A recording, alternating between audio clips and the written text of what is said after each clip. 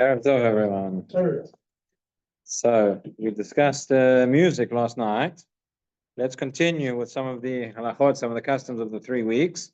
The next topic that comes up is, keep you in suspense. Holidays, hotels, swimming, etc. Mentioned something the other day about swimming. Somebody was surprised. So let's read through. It says, there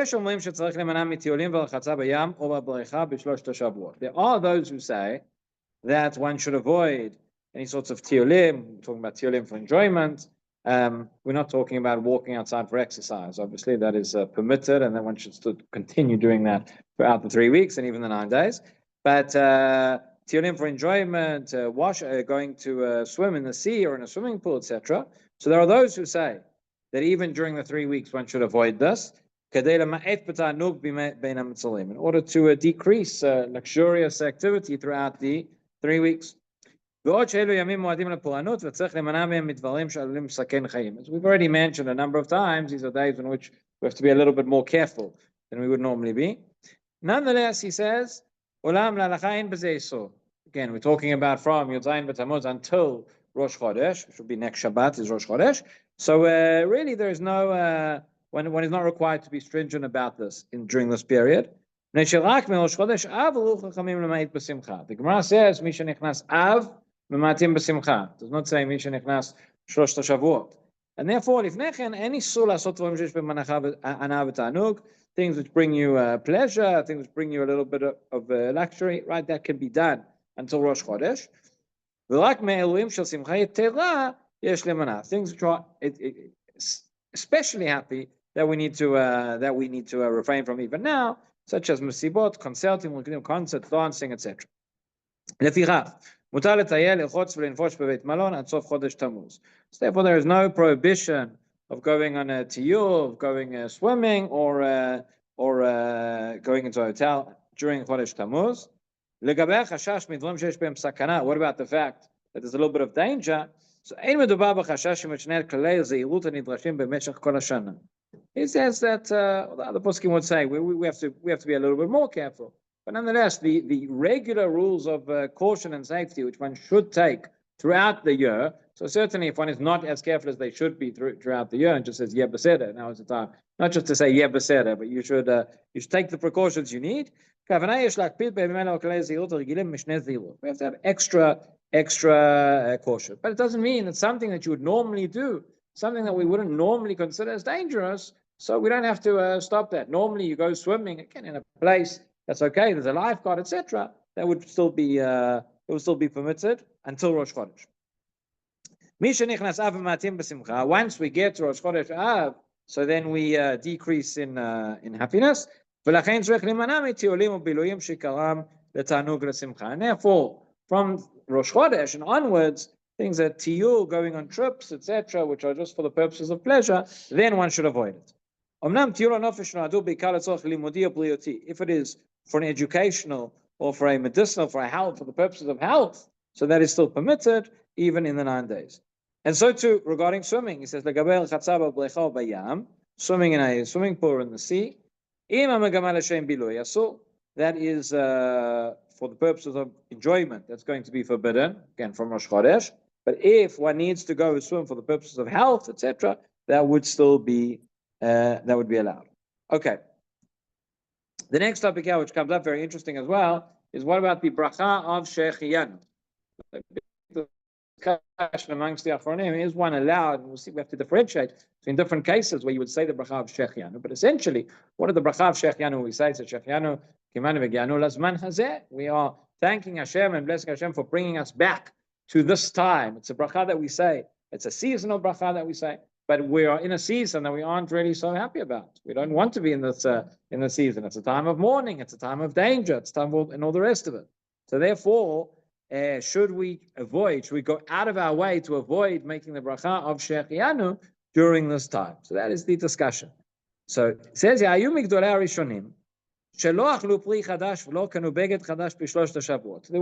amongst the Rishonim who would not eat a new fruit during the 3 weeks, and would not buy a new garment, new beggar during the 3 weeks. The truth is, the whole sugya of buying a new garment is one that we have to think about and discuss, because nowadays, most people, when they buy new clothes, don't say the bracha of shehechiyanu anyway, right? So then there are definitely certain types of clothes which one does not need to say shehechiyanu on. If you buy a new pair of socks, you do not need to say shehechiyanu, unless buying a new pair of socks gives you a tremendous amount of joy. Maybe it does, like see some people's faces, but then maybe you would. But generally, it's something which is significant. And the truth is that nowadays, because we buy clothes so often, and it's much, in the days of the Gemara, a person has one garment, 2 garments. You buy something new, it's a big deal. Nowadays, people buy all the time. But again, certain things, you buy a new suit, you buy a new shirt that's expensive, whatever. So you would say shehechiyanu. In any event, would you say the shehechiyanu during these 3 weeks? So he says there are those in the amongst the Rishonim who said not to say the bracha, no pri chadash, no beged chadash, shamru, that they said, this appears in Sefer Chasidim, ech nevalech shehechiyanu v'kimanu v'gyanu lazman hazeh b'zman shel puranot. In this time of tragedy, in this time of such calamities, how can we say this bracha? Umnam, hayu migdolei poskim shesavru she'en tzarich lezaher b'zeh. No less than the Taz and the Gra, the Vilna Gaon said that one does not need to be, well, you say the bracha, shehechiyanu. You can say, if you come to it, you can say it. אולם במשך הדורות נתפשט המנהג להחמיר שלא לברך שהחיינו בימי בין המצרים. The general custom over the generation seems to be, and the truth is there is a general approach that we look at the halachot of Bein HaMetzarim over the centuries and over the generations, certainly for the Ashkenazim, is that we find that we add more and more things that we don't do, things that we refrain from. That's because of, obviously, we had the time of the Churban, but going through, we had the Crusades and different things, and life was not always so easy, and therefore it was felt to add different chumras. So one of the things was that nowadays the more common practice is not to say shehechiyanu during this time. לפיכך נמנעים מאכילת פרי חדש שצריך לברך עליו שהחיינו ואין קונים בגד חדש שמברכים עליו שהחיינו. Therefore, now is not the time. One should not go and purchase a new item of clothing on which you'll have to say shehechiyanu on. You should wait until after Tisha B'Av. אבל דברים שאין מברכים עליהם שהחיינו. What about just going shopping? There's an end of season sale or whatever it is, and you want to go and buy clothes of things that you would not say shehechiyanu on. So mutar liknot ad sof chodesh Tammuz. Until we get to Rosh Chodesh, again, there is no prohibition of going and buying new clothes that you would not say shehechiyanu. So again, even if it's the examples he gives here, he says, לדוגמה מותר לקנות גרביים או גופיות שהואיל ואינם חשובים אין מברכים עליהם שהחיינו. Right, socks or vests or undergarments and the like, one would not say shehechiyanu on, and therefore you can go and purchase. If a person ordinarily buys shirts or trousers and it's a common purchase and one doesn't say shehechiyanu on that, so then seemingly that would be the same until Rosh Chodesh. That would be allowed. What about other items? מותר לבני זוג לקנות רהיט שהואילו והם שותפים בו ברכתו הטוב והמיטיב. As Rav Melamed, he says you want to go and buy a piece of furniture for the house. So that since the furniture benefits not just one individual, but benefits the entire family, and therefore the bracha would be hatov ha'meitiv and not shehechiyanu, he says that's okay. Again, the issue here, at least until we get to Rosh Chodesh, is not about the purchase in and of itself, but it's the fact that it's going to lead you to the bracha of shehechiyanu. We want to avoid that. So if you're not saying the bracha, there's no problem. Mutar liknot beged chashuv shetzarich tikun kedei lovsho le'achar Tisha B'Av. What if you're buying something and it needs to go for alterations or it needs to go for repairs or whatever, and therefore you're not actually going to wear it until after Tisha B'Av? He says that's okay, since at the time that you buy it, you can't wear it, and therefore you won't say, you're not obligated in the bracha of shehechiyanu until the time that you can wear it. That's true, Jim. That you can say bracha when you first wear it or when you buy it? We generally say when you wear it. When you wear it. Yeah, the truth is that there are different customs, but I think the more common is to say when you would wear it the first time. Okay. However, all of that is from Yodayim B'Tammuz until Rosh Chodesh. But we find, and we'll see later on, there's another halacha when we get to Rosh Chodesh. One of the things it says Mematim b'Simcha.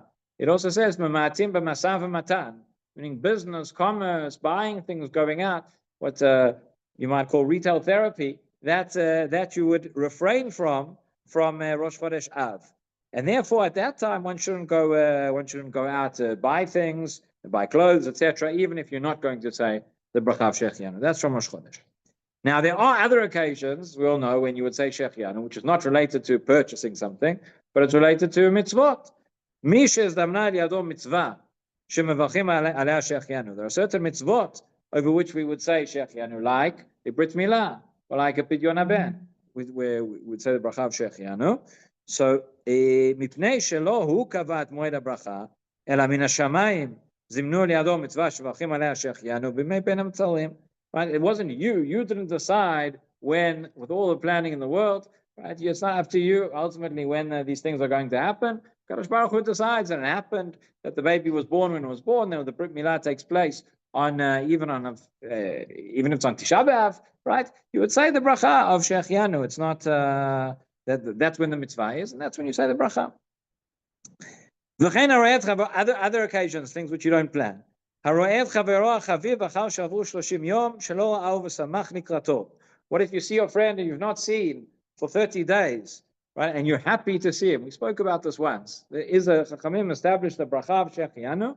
One of the occasions says in the Gemara, there's somebody who I've not seen for 30 days, without getting into now. Let's say if you've spoken to them in the interim, it gets a bit more complicated. There's different opinions in the poskim.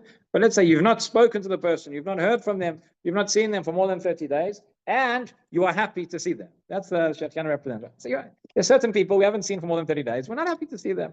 Okay, that's why, by the way, I think I've mentioned this in the past, but that's why Rabbi suggests that this bracha is not so widespread nowadays. I think that nowadays it is a little bit more widespread. I think since Corona and the war, etc., we have occasions where we don't see people. In Corona, we couldn't see anybody. Parents or grandparents, whatever, have a child who's in Miluim, and they haven't. It's not completely unfathomable. They haven't seen him for 30 days, even if they've spoken to him. Comes home, you're happy to see the person. You haven't seen them for 30 days. You could say the bracha of shehechiyanu. You should say the bracha of shehechiyanu in such a case. But generally speaking, it's not one of the more common things. Many people have not heard of this. So Rabbi suggested a few years ago. He said, why has it maybe fallen somewhat into disuse? Because who's to decide? You go into a room, you see a few people. Reuven you haven't seen for 30 days, and you're thrilled to see him. And Shimon you haven't seen for 30 days, and you wish it would be another 300 days before you see him again. So you walk into the room and Reuven and Shimon are standing there and say, Reuven, I haven't seen you for 30 days. And you say the bracha, shehechiyanu v'kimanu v'gyanu l'zman hazeh. Right? And then he walks off. And then you say, Shimon. It's not so nice. It can be embarrassing, can be hurtful to the person that you're not going to say the bracha for them. So that's his suggestion. But in any event, assuming what? Yeah, so Mechayim Eitim is different. That's if you haven't seen a person for 12 months. But that's when we don't know the person was alive. So the Mishnah Berurah writes, certainly, if you heard from them, you had a letter or something, you would not say the bracha. But there's a famous story, I think it was the Meshech Chochmah, that they erroneously thought that he had passed away, and it was actually published in one of the newspapers that he had passed away, and it was a mistake, and then. So that the bracha, it's exactly cases like that. You thought the person was dead, and here they are. In any event, if the custom is to say this bracha, so he writes here that you haven't seen the person for 30 days. Again, you didn't decide when you were going to see them. This is when it happened. Let's take the case of the chayal who's serving in Gaza or wherever it is. You haven't seen them for 30 days. They come home the first time. It's during this period of Bein HaMetzarim. So again, I didn't decide when it was going to be. That's the opportunity, and then one could say the bracha, and there's no issue over there.